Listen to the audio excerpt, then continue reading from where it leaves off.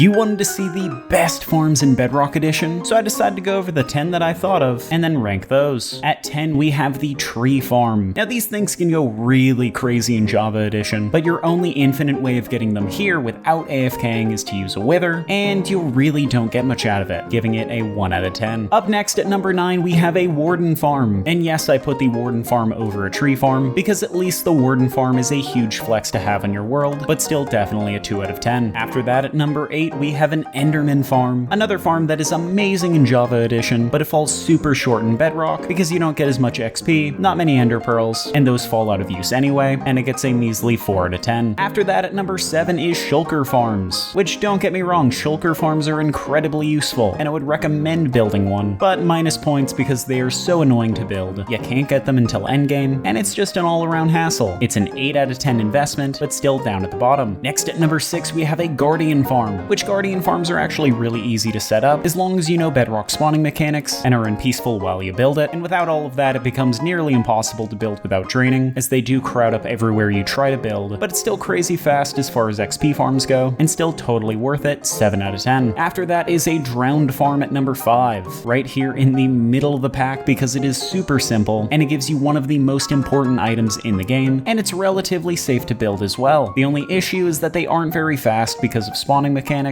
so they're not that efficient, but still 7 out of 10. And then at number 4, we have a surprise with the fishing farm. This is something that is one of the simplest and easiest things that you can build to get treasure, as well as enchantments, food, and so much more. This would have been my number 1 if it weren't for the simple downside of needing an auto-clicker to work on Bedrock Edition, but if you're on PC, or just jury-rig a Lego motor that keeps on hitting buttons for you, it's an easy 10 out of 10. Now at the big 3, a huge surprise here, the bamboo farm. And I might get a lot of hate for putting this up here, but ever since they let you craft bamboo into wood, it has been an absolute game changer. Wood farms basically went from impossible to something that everyone has, and depending on the design, they're not that difficult either, so of course it's going up here. And then the runner-up for the best and easiest farm should be no surprise. It's the iron farm. Quite literally the backbone of most worlds, since iron is almost in every recipe, and while it is true some iron farms are super complex, I've made plenty of iron farms that are basically day 1, so they pay off, plus they're easy to build, and it makes them number 2. And finally, the absolute